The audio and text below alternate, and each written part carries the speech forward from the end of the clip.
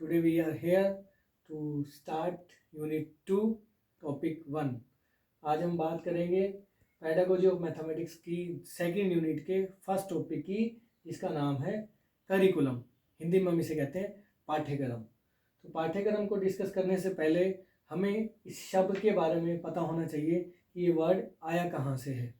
तो वो हमें कैसे पता चलेगा? वो हमें पता चलता है किसी भी कंसेप्ट के डेरिवेटिव मीनिंग से, जिसको हम हिंदी में कहते हैं शाब्दिक अर्थ.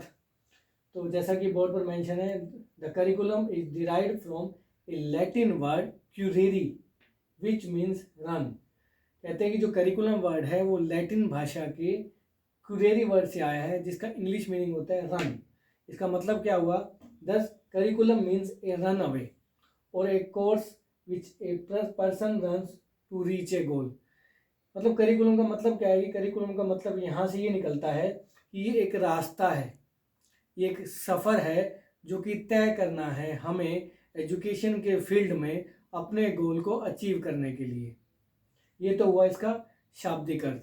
अब आपकी अगर अपनी रेफरेंस बुक्स देखेंगे या टेक्स्ट बुक देखेंगे तो बहुत सारे ऑथर्स ने बहुत सारी डेफिनेशंस दी हैं. उनमें से मैंने एक कॉम्प्रिहेंसिव डेफिनेशन उठाई है आज डिस्कस करने के लिए, which is given by secondary education commission.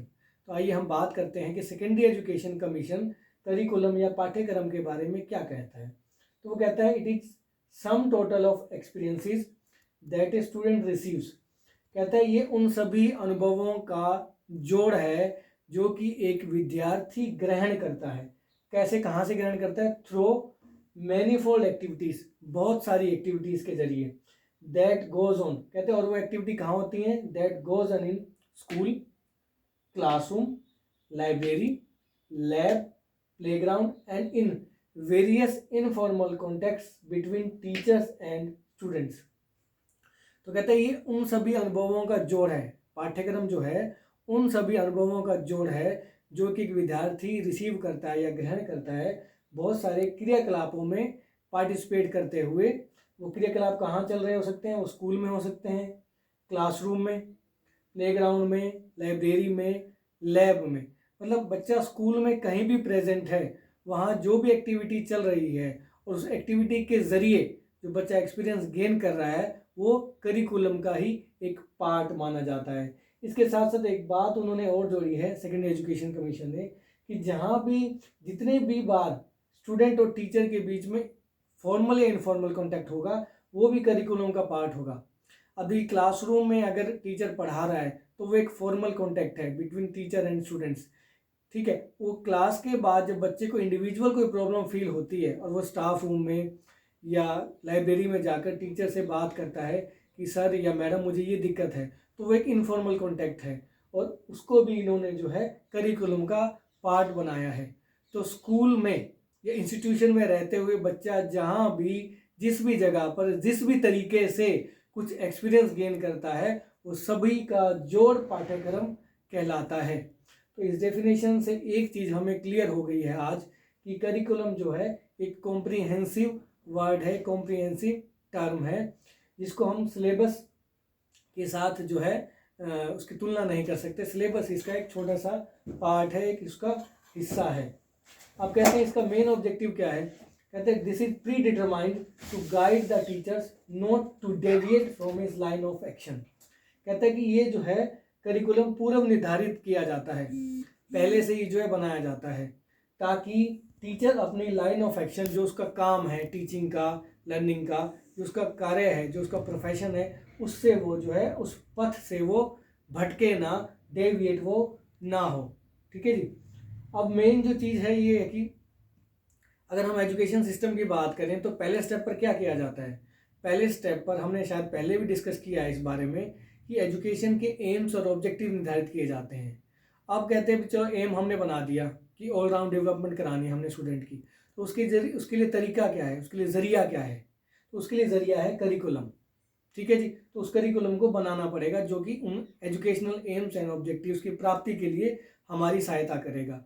अब करिकुलम को इम्प्लीमेंट कौन करेगा? वो करेगा ग्रास रूट लेवल पर टीचर. तो ये हमारा काम है करिकुलम के ज़रिए एजुकेशनल एम्स एंड ऑब्जेक्टिव्स को अचीव करवाना. तो ये तो बात हुई करिकुलम के डेरिवेटिव और मीनिंग की और उसके कंसेप्ट की। अब इन्हीं डेफिनेशन से जो है कुछ एक करेक्टरिस्टिक्स निकल कर आती हैं जिनको हम पॉइंट वाइज थोड़ा सा डिस्कस कर लेते हैं।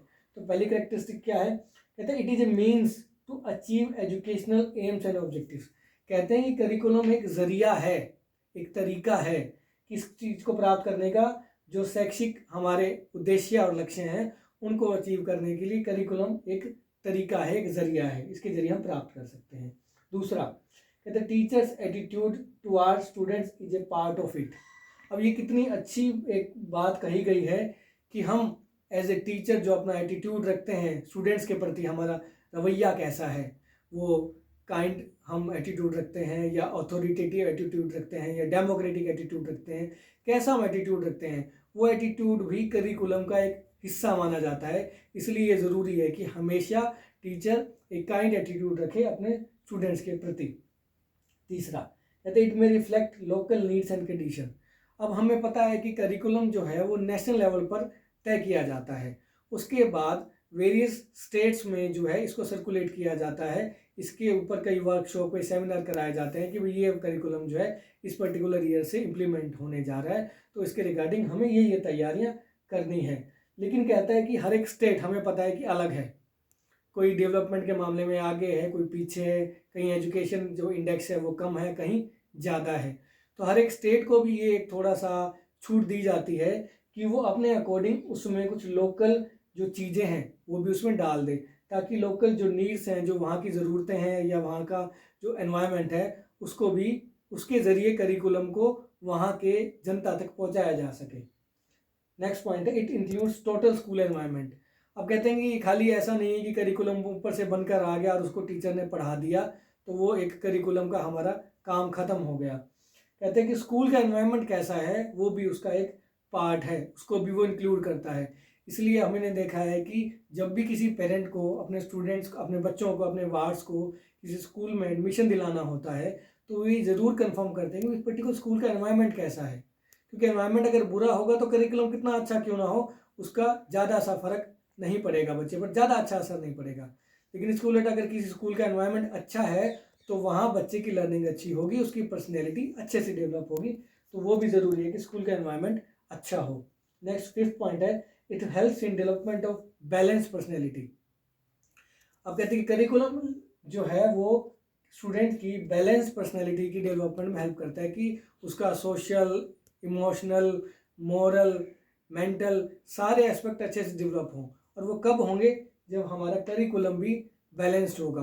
करिकुलम कैसे बैलेंस्ड होगा वो हम आगे जब हम टॉपिक डिस्कस करेंगे प्रिंसिपल्स ऑफ करिकुलम डेवलपमेंट, वहाँ हम इसके बारे में बात करेंगे। नेक्स्ट पॉइंट है it is a dynamic process. कहते हैं कि ये जो है गतिशील प्रक्रिया है, डायनामिक प्रोसेस है। मतलब ये नहीं कि करिकुलम बना दिया तो 10 साल 20 साल आप चुप करके बैठ जाओ, आपको कोई चेंज करने की जरूरत नहीं। आपने मान लो आज 2021 में करिकुलम बनाया है तो हो सकता है उसको आपको 2022 में या 23 में थोड़ा सा उसको मॉडिफाई करना पड़ जाए, क्योंकि फ्लेक्सिबिलिटी हमेशा रहती है। समाज में, वर्ल्ड में या नेशन में क्या चेंजेस हो रहे हैं वो हमारे हाथ में नहीं है। अगर चेंजेस होंगे तो उन बदलावों के साथ हमें मूव करना पड़ेगा, अपने एजुकेशन सिस्टम को चलाना पड़ेगा। और एजुकेशन सिस्टम को बदलाव के साथ चलाने के लिए हमें कहाँ बदलाव करना पड़ेगा, करिकुलम में हमें बदलाव करना पड़ेगा। इसलिए इसको हम डायनामिक या गतिशील प्रक्रिया कहते हैं। लास्ट पॉइंट है मेरी तरफ से it is a process of living. ये एक जनरल पॉइंट है। कहते हैं कि तरीका सिखाता है बच्चों को रहने का, कि जीवन को जीने की प्रक्रिया है करिकुलम। तभी कहा जाता है कि करिकुलम जितना अच्छा होगा बच्चा उतना ही निखर कर आएगा, उतना अच्छे से उसकी डेवलपमेंट हो पाएगी। ये तो कुछ एक करेक्टरिस्टिक्स हैं जो हमने डिस्कस की हैं। इसके अलावा और भी बहुत सारी करेक्टरिस्टिक्स हैं जो इनके कंसेप्ट से निकल कर आती हैं, वो आपको जो है शेयर कर दी जाएंगी। आज के टॉपिक में इतना ही। Thank you.